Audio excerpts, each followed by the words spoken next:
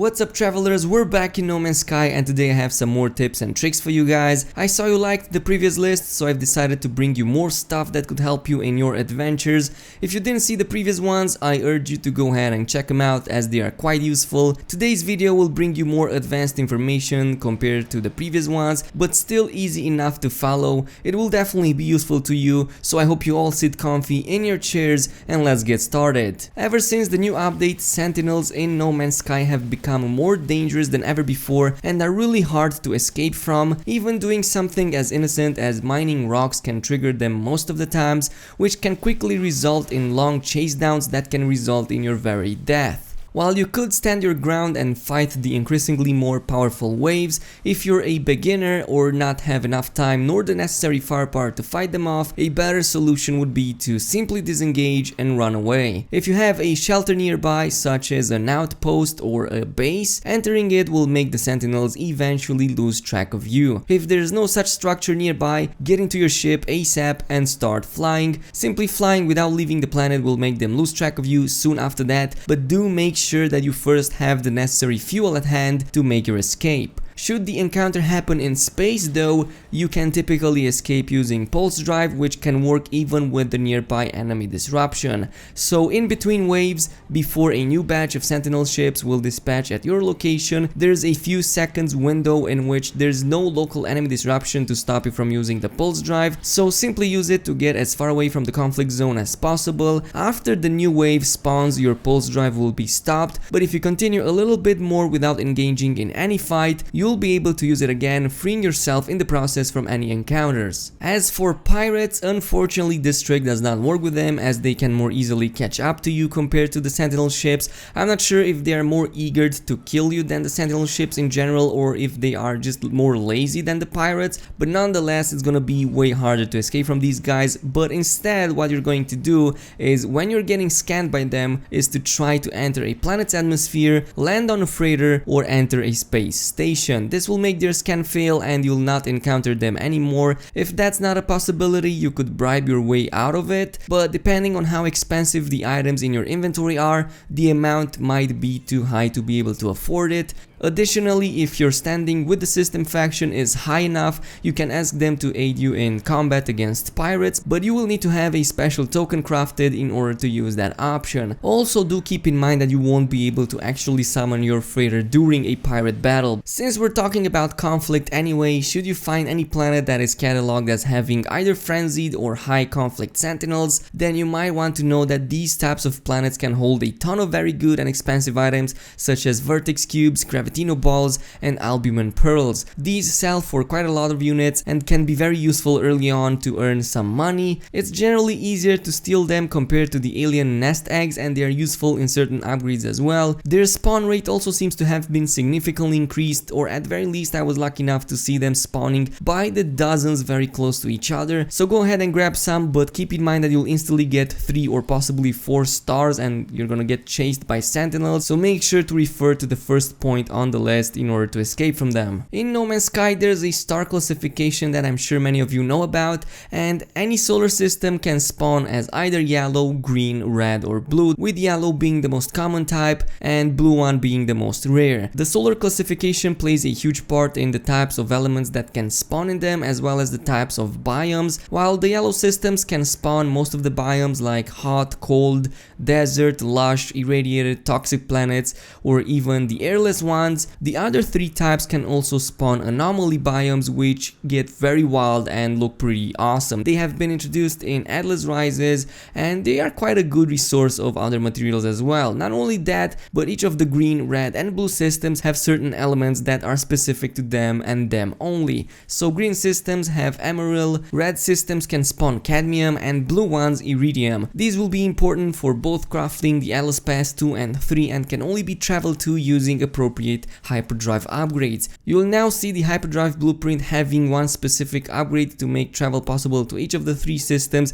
and only the yellow one is the one that does not require anything like this. So for example, you will need the iridium hyperdrive in order to travel to blue systems, systems, and so on. Additionally, many of you might have noticed that star systems are not only classified by their colors and races, but by wealth and conflict levels as well. Each system falls into three main categories of wealth, from very poor to very rich. The game uses many terminologies within a specific category, so best check out the No Man's Sky wiki page. I'll post a link in the description box for more clarifications, but the economy itself as well as the conflict play a huge role in your gameplay. In the case of economy, depending on how rich a system is, you'll not only be able to buy more resources as well as rare items, but also have higher chances of spawning good ships and good multi-tools, and that will be the primary way in which you're hunting these. You'll have to travel to very rich systems and only do the hunts over there. The conflict level, on the other hand, affects things such as how often or if pirate attacks even happen, with higher conflict systems increasing the chance for that to occur. To see this info, a conflict and an economy scanner are needed to be installed on your ship, and after that is done, you'll even be able to filter by economy or by conflict in your galactic view. I'm sure that a lot of you will eventually look for a freighter rescue mission or an anomaly in order to complete certain missions. These two events are not actually random, and they only spawn after a few conditions are met. The conditions are for a certain amount of in-game time to have passed and for the player to have warped at least a handful of times until the next encounter. So in the case of freighters, for example, the requirements are at least 3 in-game hours and roughly 5 or 6 warps in order for the next freighter rescue mission to spawn. Of course, this encounter is different compared to the typical freighter spawn that can happen in any system. I'm not talking about the small ones, I'm actually talking about the supermassive ones that you see me riding, for example, and the ones that cost the most amount of units.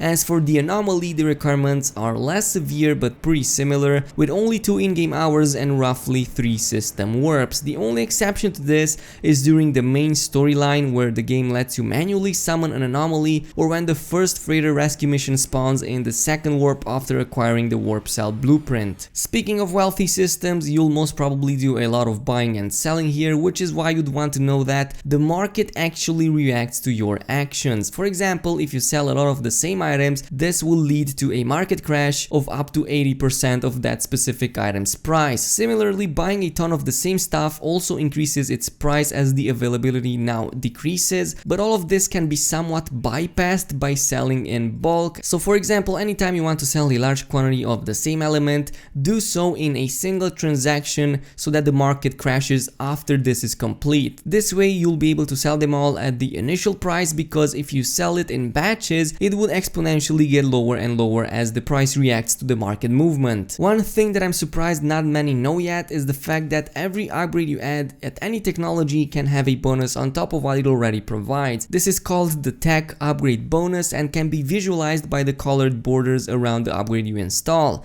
To make it happen, put down upgrades not only next to each other, but also next to the source technology when that is possible. Starting with this update, the tech upgrades have received a major overhaul, and there are now 2 categories of them. You have the main ones provided by blueprints that require elements to craft, such as for example different weapon types for your multi-tool or for your starship, and then there's the modules that can be bought outright from station vendors and can be quickly installed in any desired free slot. These ones can fall into any of the 4 classes from A to S, and I advise you save your nanites only for the maximum rank, as they provide the heftiest bonuses. While these modules and their bonuses are all procedurally generated and thus random, don't worry too much about it, as they are typically not far off away from each other. As for stacking them, you can only ever put 3 upgrades in total in any given inventory type, no matter what classes you pick from them. This means that in the case of your exosuit and the spaceship, which hold both a normal inventory slot and the tech section, you can put these modules in pairs of 3 on each of the inventory types. As an example, the starship hyperdrive can be upgraded 3 times in the normal inventory using 3 max rank modules, and then another 3 in the tech slots. Adding more than 3 of these modules will cause a technology overload, which in turn will make the entire upgrade tree unusable, so just delete the extra tech if you found yourself in this situation, preferably the one that's the worst. Also keep in mind that there are certain blueprint upgrades that can be stacked stacked upon these modules without actually causing an overload. For example, the photonics core on your ship actually does this, and even though it is marked as a B or C, can't really remember, it is definitely able to stack upon 3 additional modules. And that's not the only example, there are multiple ones with your exosuit as well, so just keep this in mind. A lot of you might want to do some underwater exploration only to quickly realize that you constantly need to go up to the surface and get more oxygen because otherwise you would die. A method to overcome this and stay underwater for extended periods of time is to simply refill your oxygen meter. This is especially useful if you're deep diving and you're already close to the bottom with a lot of way to go up. Kelp comes in many shapes and forms and it is very abundant underwater. You can distinguish it by its blue shine. You can spot them easily as it tends to shine in a subdued blue light, while you can also mine them as a resource to refill the oxygen. Just get close to them, press E, and you will fully refill your oxygen tank. Sometimes you might just be sick enough of farming all the elements needed to power stuff up, but what if I told you there's an easy way to grab up stuff, especially the one that tends to get consumed often, like sodium or ferrite dust? If you're in a rich economy system, you'll be pleased to find that the trading terminals will sell you thousands of these as long as you have enough units to buy them, of course. You can just buy tons of them in bulk and put them in your inventory and never worry about these again. If you're not in such a system, then you can do it on the space station as well, as there are 2 trading terminals over there. Also there's NPCs coming and going, so you'll be able to buy from them as well.